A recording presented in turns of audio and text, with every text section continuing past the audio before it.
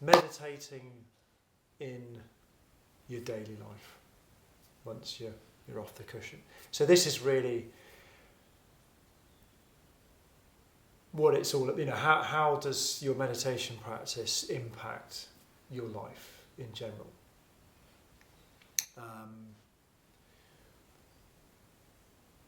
How can it make your life better? But things also to watch out for.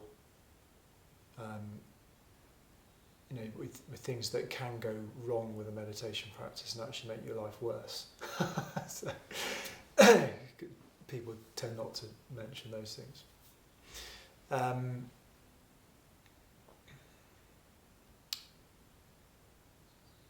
So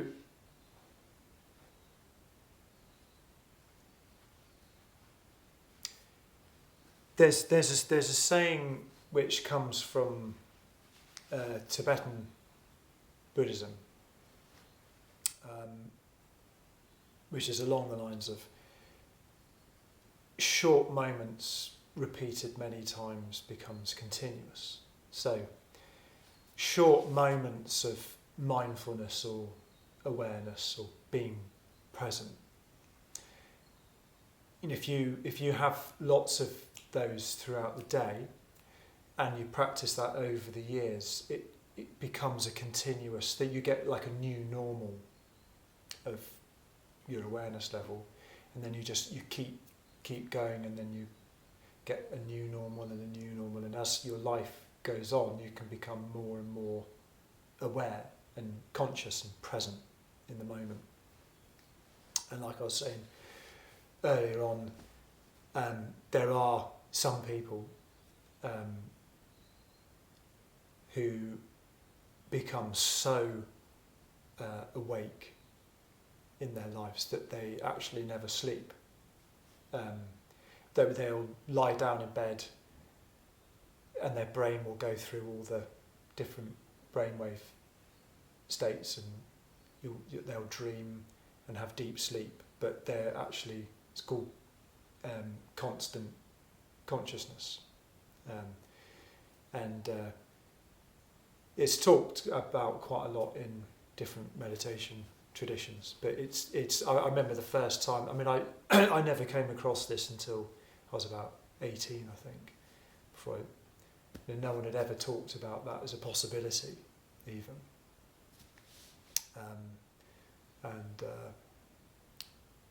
It doesn't have, it's not, it doesn't, that's not, I'm not putting that out there as the goal.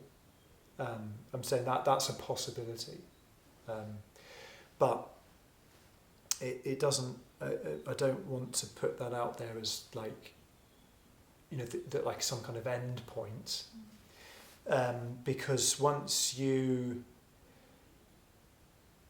So in my own journey of meditation practice, I had been meditating for about 10 years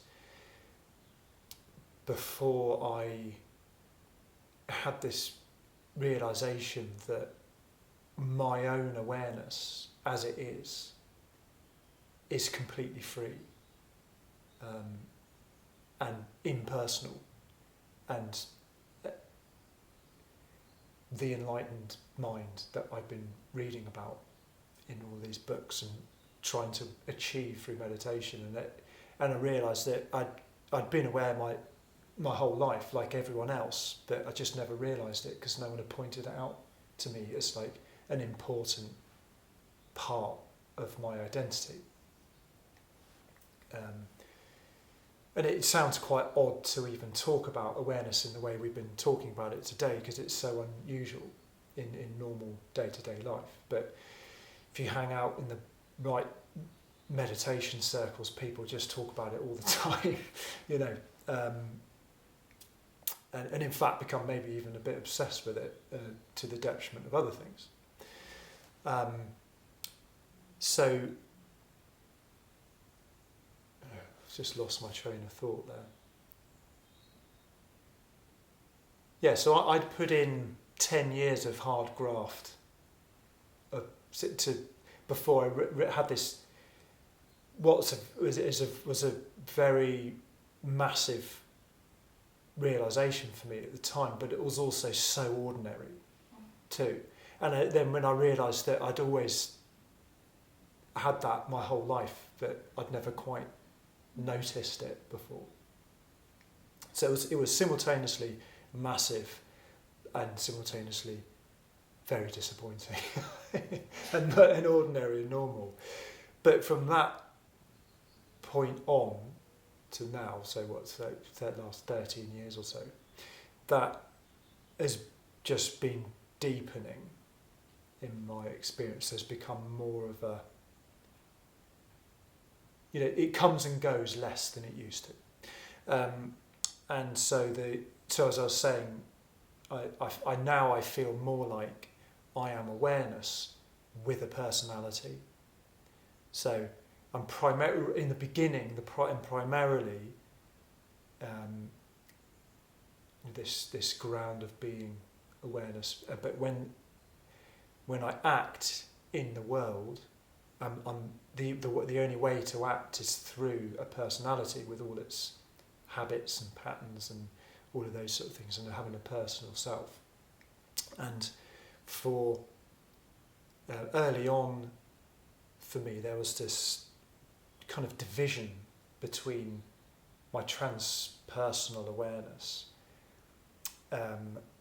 impersonal awareness, and my personalness, what people call one ego in meditation traditions.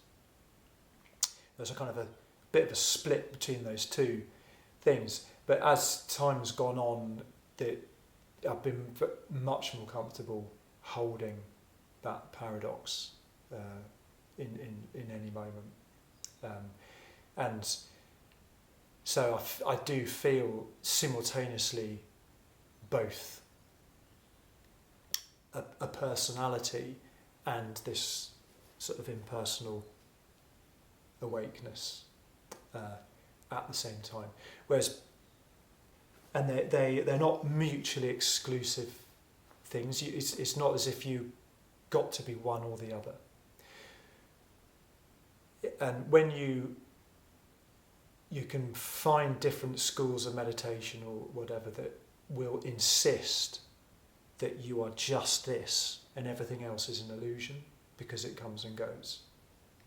And then you'll find other schools of thought more in line with Western psychology and things which insist that this is a complete waste of time and not important, and that you're only your personality.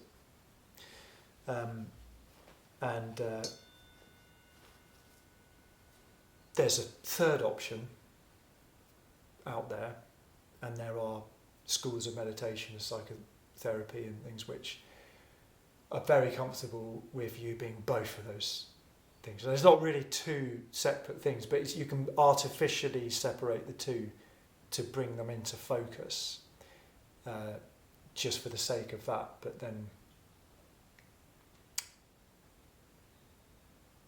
there's a term called non-duality, which is kind of a spiritual term, which means not one and not two. So you're not just one thing, but you're not two things either.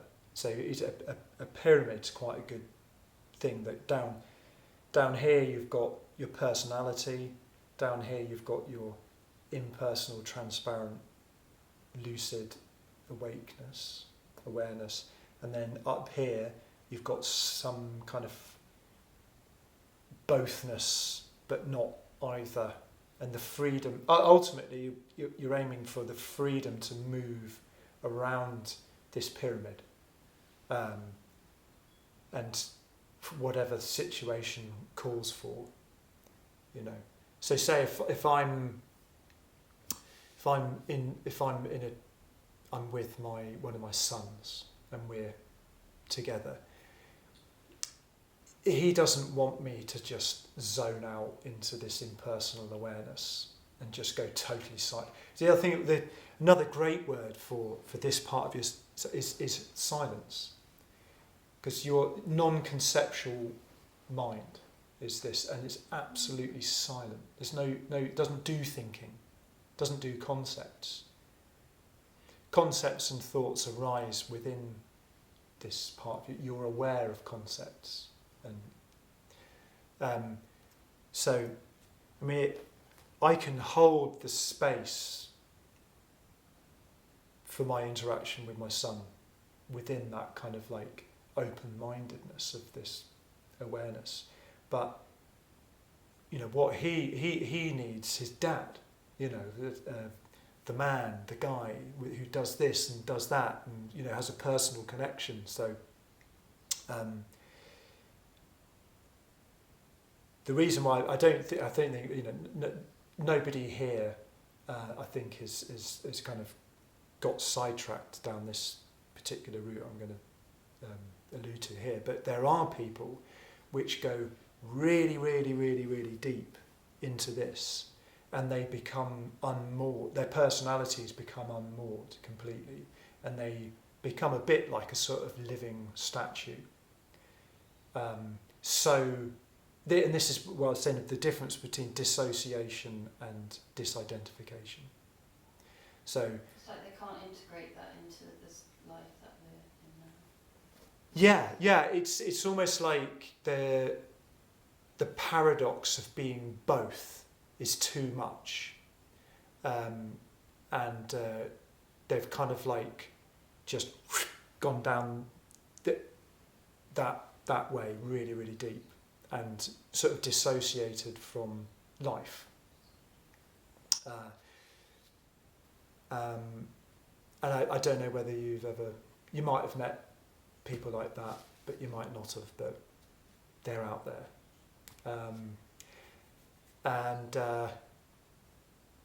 So, but I don't think anyone here is in danger of going that far down that route. But I'm just flagging it that it is something that happens. And sometimes people can do no meditation practice and they just randomly have an awakening to this transpersonal awareness. Have you heard of Eckhart Tolle? He wrote The Power of Now. He's like quite a famous. Really good book. Yeah, it's a good book. Good He never did any meditation practice, and just one day he just woke up to that. Yeah, but wasn't he like really highly stressed? Oh, well, okay. So it was triggered. It was triggered. You know, I read his book, and I mean, I don't know him personally, but in his book, it was. And this is quite a common thing, that a moment of intense distress can actually push someone back into this kind of witnessing, identification with awareness, and the sort of personality can sort of momentarily dissolve or become unmoored, and so he was very, very stressed, depressed, and this sort of thing.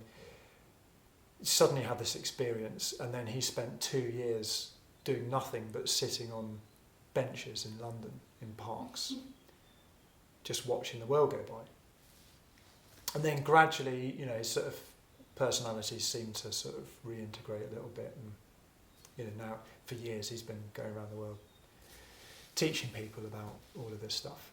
And there's loads of other examples. There's a book which I haven't read, but I've heard mentioned a lot of time, called Collision with the Infinite by Suzanne Siegel, I think. And I think the story, she was just getting on a bus one day, and just suddenly all her personality just disappeared. But she was still aware, and she just had this kind of massive awareness. That was all that was left, and she was, you know, she had children. I think she was still trying to function in life, but finding it really difficult. And she had a really awful time for years, but then gradually learnt to integrate that process. So,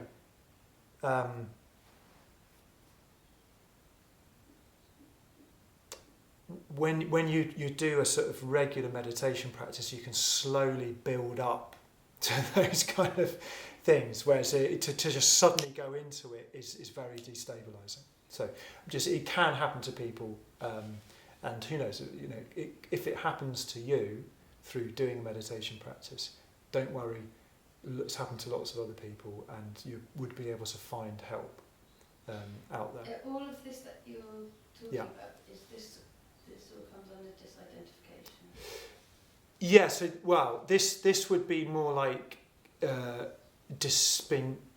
dissociation, I think, or a very, very abrupt disidentification with your personality.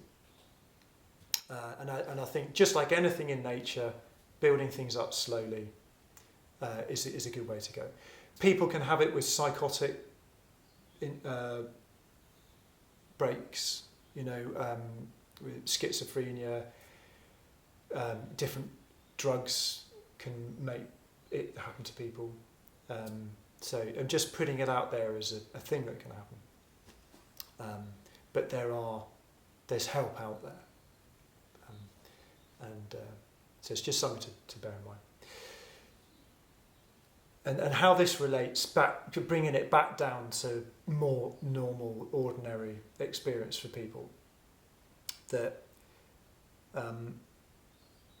so the more you meditate and you learn to see your thoughts and feelings come and go, and you can feel this sort of spacious awareness at the centre of your identity.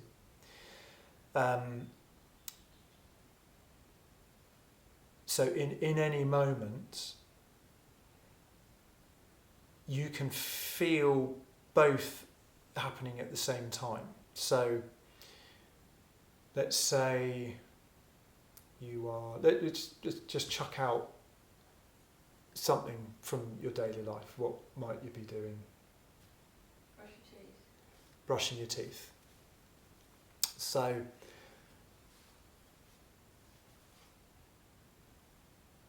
okay. No? So we can do that. Yeah. So you're as awareness, you don't reject, you don't move towards anything, and you also don't move away from them. Okay, so as awareness, you are aware of all of the sensations of brushing your teeth. And there's no kind of like, I don't want to be doing this. Why do I have to do this twice a day? Or God, if I don't do this, my teeth are going to fall out, and I'll have feelings that go. All of that stuff. That is all your personality having its preferences and not liking doing things. Oh, I like this particular flavour of toothpaste. I wish I'd charged my electric toothbrush because now I'm having to use my other toothbrush. All of those kind of things. So in the moment, you can feel a part of you, which your personality, which has all of these preferences and things it likes to avoid. And there's nothing wrong with that. So part of it, we feel that is a bad part of ourselves. Sometimes it's like, I wish I didn't crave after that, or I wish I didn't have this fear of foam in my mouth, or the sensation of bristles on my teeth. It's like, but that is all part of being a mammal. It's having those kind of things. But at the same time, you can also feel into your awareness that your awareness has no preference and doesn't avoid anything, and then is totally at home with this moment as it is. So this moment as it is perfect from that perspective. So you can develop a habit of feeling into these different aspects of your identity in the moment. So you're not just one thing. You've suddenly gone 3D rather than 1D, if that makes sense. So in a way, what I'm suggesting is that you become a bigger person, a more varied and multi-dimensional person through doing this practice, not going 1D.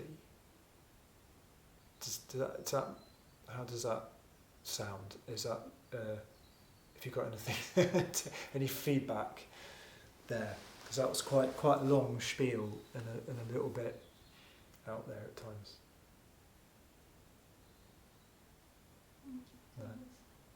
It has been a long day. So that kind of inquiry and feeling into these different aspects of your identity, you can do any time and anywhere. You know, it's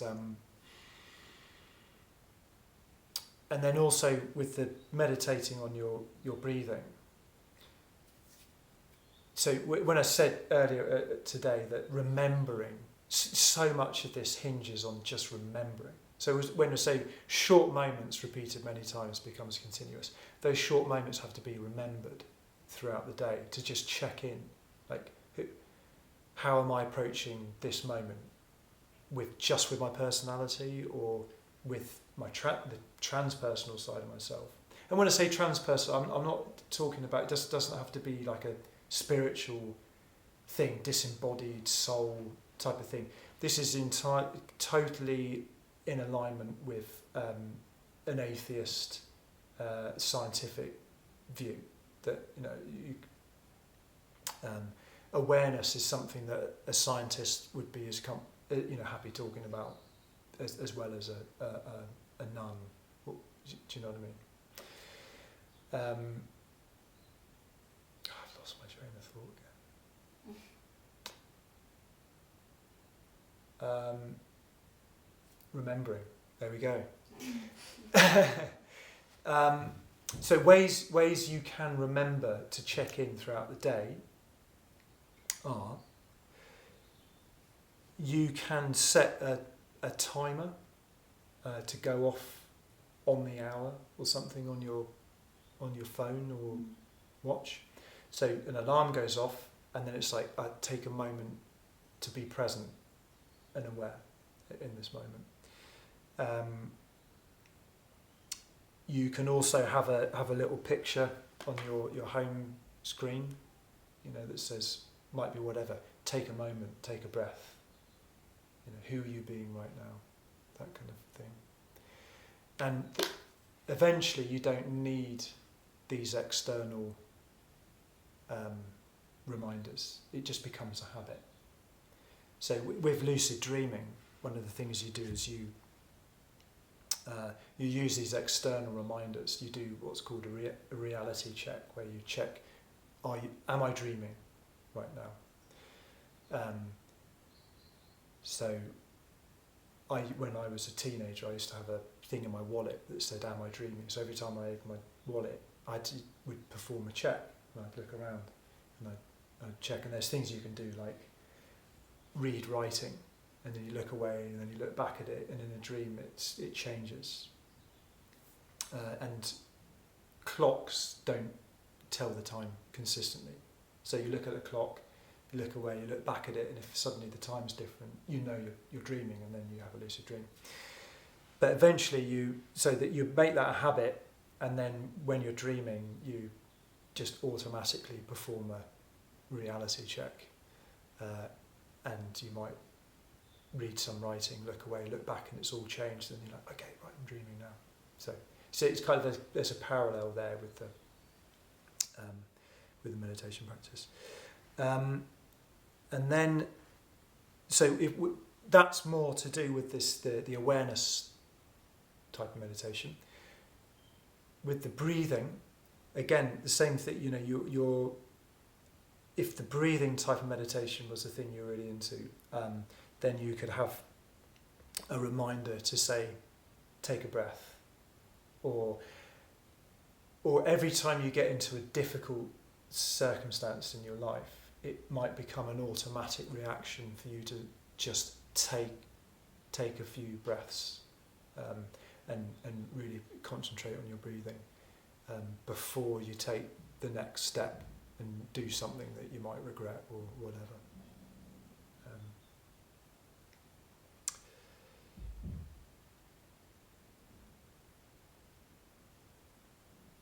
Because it's no good being really focused on your meditation cushion, and then when you're off your meditation cushion in a normal day, just being blown around by all the forces in your life, just totally unconscious. And then you have this little bit where you're aware, and then you just... Yeah?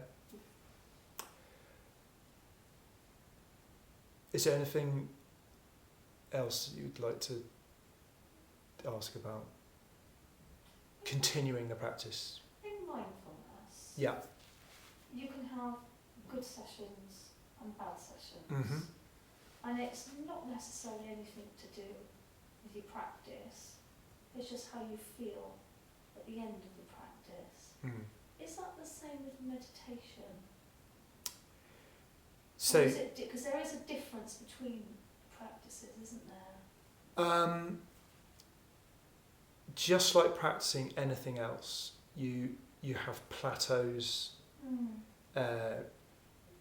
Good, so if you're learning a musical instrument, you have times when it just feels great and you're really creative, and then other times where you're just doing the same thing again, or you're even playing stuff that you hate.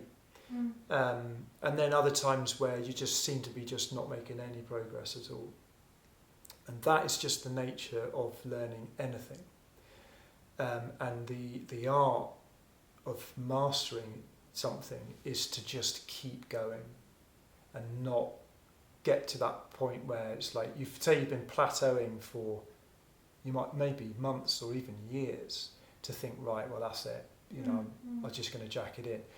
These kind of things are lifetime practices, lifestyle things that you're really good to play the long game with it and just stick to the practice, and that's how you really get better and improving things. And to not, it's really normal to have ups and downs.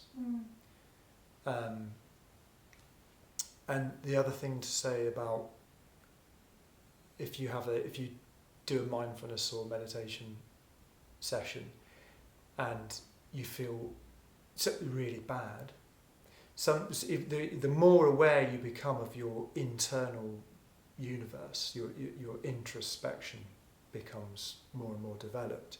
You become more aware of all the things that are going on inside of you, the good things and the bad things. So you start to learn things about yourself which can be really uncomfortable, and you can start to notice things about other people which are uncomfortable too. So you don't automatically feel better the more aware and conscious you become.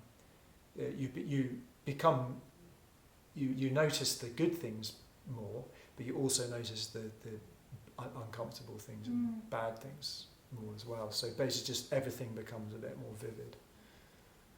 So just keep going. Yeah, there's a Zen thing I remember from years ago. I can't remember who said it, but some monk went up to some Zen master and said, what's the sort of essence of the teaching of Zen? And this master said, just keep walking. You just keep going. Okay, thank you. But I really recommend that people go for like a well-rounded practice of development in their lives. So using psychotherapy, working with your body, yoga, those sort of things, meditation, cognitive learning new stuff. They're all important and they're all connected. Huh? Healthy eating. Yeah, healthy eating. So your body and your mind and your feelings and they're all connected. And if you might just pour all of your effort into meditating, to the detriment of your body. For example, you might just not eat healthily or exercise and those kind of things. Or you may spend all your time reading about meditation but never doing any. Or you might never do any psychotherapy, so you don't understand about all your unconscious patterns that are controlling your life and affecting other people and yourself. And you might meditate and get into these states of consciousness where you feel like you're amazing. But you might not be amazing in every area of your life, and you might really need to do some work, and that's where the psychotherapy would come in. But if you only do psychotherapy, then you won't wake up to this part of yourself, which is free from your story. Because with psychotherapy, there's no end to working on yourself and improving yourself. And that this is where the end can happen now, while you still continue to do psychotherapy. It sounds totally nonsensical for me to say that, but everything's perfect from this point of view, and you don't need to work on yourself. But at the same time, you do. Is that completely mad to say that? No, because you've also been talking about paradoxical things. Yeah, well, it's a paradox. Yeah. So I know that I am absolutely fine just as I am, but I also know I'm going to do psychotherapy for the rest of my life.